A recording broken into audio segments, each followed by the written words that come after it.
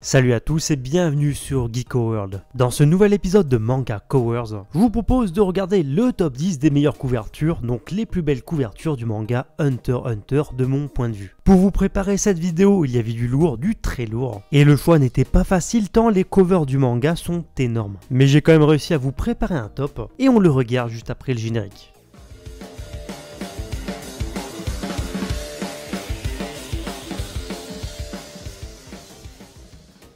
Avant d'aller plus loin dans la vidéo, je vous invite comme toujours à me rejoindre sur les réseaux sociaux. Je vous invite également à lâcher les pouces bleus si ce n'est pas déjà fait et de vous abonner à la chaîne bien entendu si vous aimez mon contenu. Bref, on commence directement ce classement incroyable avec la couverture classée à la dernière place de ce classement. J'ai nommé le top 9 de Hunter x Hunter. Alors certes, la couverture a un peu vieilli dans son style, mais je la trouve toujours aussi fabuleuse, surtout quand on la tient entre les mains. En plus de présenter un arc absolument monstrueux, on retrouve nos personnages, nos héros, pleins de doutes et de désespoir sur cette couverture, menacé par un personnage de Kuroro qui semble extrêmement dangereux, tel un démon tapis dans l'ombre. Et cerise sur le gâteau, le noir signe de désolation et de mort est la couleur principale de cette couverture. Juste en dessous, à la 9ème place, se trouve la couverture du tome 16, nous présentant les événements de l'arc Grid Island, avec un Gonfrix en train de préparer son cultissime Janjanken, ou pierre papier ciseaux dans la version française. Sur cette couverture, j'aime le fait que Gon soit représenté en tout petit et son adversaire est représenté de façon immense, signe en fait visuellement d'un obstacle infranchissable pour notre héros, et signe qu'il va devoir se dépasser. Mention spéciale en plus à la colo de cette couverture que je trouve absolument sublime et faite vraiment à l'ancienne. À la 8ème place se trouve une des autres covers que j'affectionne le plus, celle du tome 7. En plus de laisser place à un arc absolument fabuleux pour l'histoire et qui introduira d'ailleurs le concept du naine, cette couverture présente les 3 meilleurs personnages de la série selon moi, Gon, Killua et Hisoka. Bien que très simple en apparence, j'adore, je suis vraiment fan du style très old school de Hisoka sur cette couverture. On le retrouve vraiment dans le design tel qu'on le connaissait au début de la série. Et cette fois encore, Hisoka est présenté en gros plan, telle une menace gigantesque pour nos héros. En 7ème position, on va parler du tome 28 de Hunter x Hunter.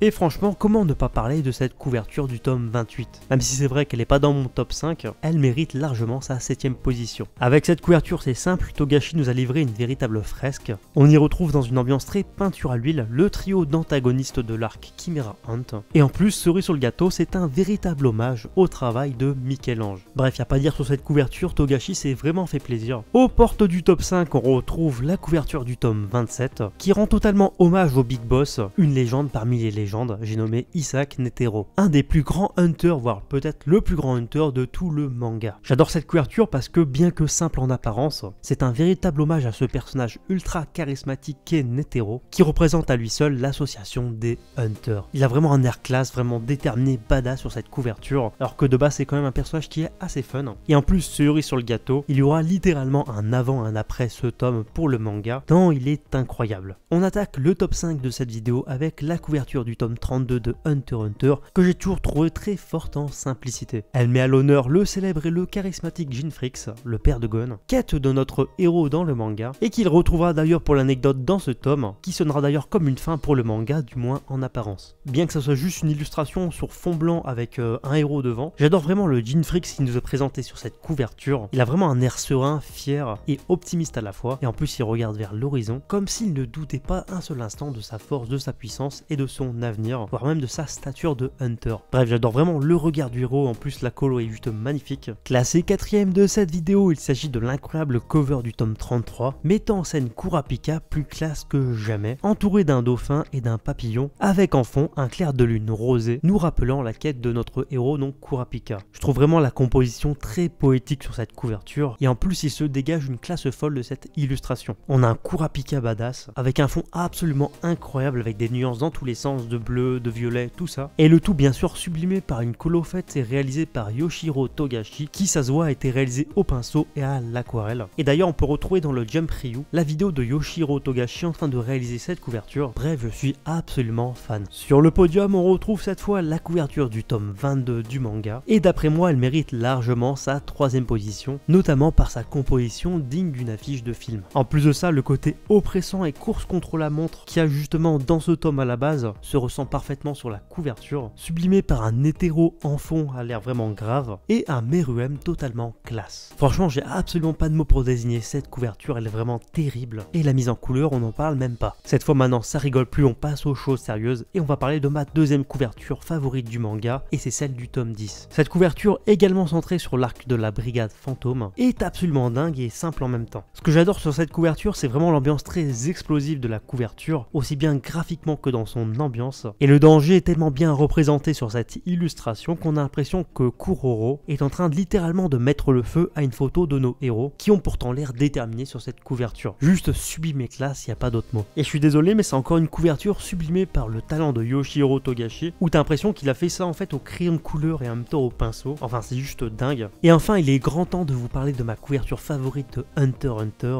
mon top 1 personnellement. Et cette fameuse couverture n'est autre que le tome 26. Depuis que j'ai eu pour la première fois cette couverture, donc ce tome entre les mains, j'ai toujours été sous le charme de cette illustration qui fait vibrer mon cœur de fan. En plus, si vous remarquez bien, on a rarement eu un Gon aussi classe sur une couverture du manga. Et le truc qui est vraiment très intéressant dans cette couverture, surtout dans sa composition, c'est que cette fois sur la couverture, les rôles sont inversés, contrairement au reste de la série. Cette fois, c'est Gon la menace de ce tome, et c'est d'ailleurs pour ça qu'il est en gros plan, et les personnages de Meruem et Neferupito, quant à eux, sont représentés en petit, tels des proies de notre héros, qui en plus a l'air plus déterminé que jamais. Et c'est juste dingue que voilà, sur cette couverture, les rôles sont vraiment inversés, et Gon devient donc une menace pour justement les antagonistes majeurs de l'œuvre. C'est vraiment très bien joué de la part de Togashi. En plus de ça, le fond rouge et orangé à la fois fait parfaitement ressortir notre héros, ça le met vraiment en valeur. Et le tout accompagné par un Kaito en fond, l'objectif de Gon dans cet arc. Je crois vraiment que si je devais choisir une couverture pour la mettre dans un cadre et la mettre dans mon salon, ça serait forcément celle-ci. Bref, elle est absolument incroyable. En tout cas, voilà pour ce top 10. N'hésitez pas vous de votre côté à me dire justement qu'est-ce que vous pensez de tout ça. N'hésitez pas non plus à me donner justement votre top 10 ou au moins votre top 5 des couvertures de Hunter x Hunter. Quelles sont vos couvertures favorites? En tant que gros fan de la série, je pense que ça s'entend. J'ai très hâte justement de découvrir votre top. Comme toujours, n'hésitez pas justement à parler de l'émission, la partager un maximum afin de la faire connaître. J'attends vraiment votre avis sur ce deuxième épisode de l'émission. Sur ce, lisez Hunter x Hunter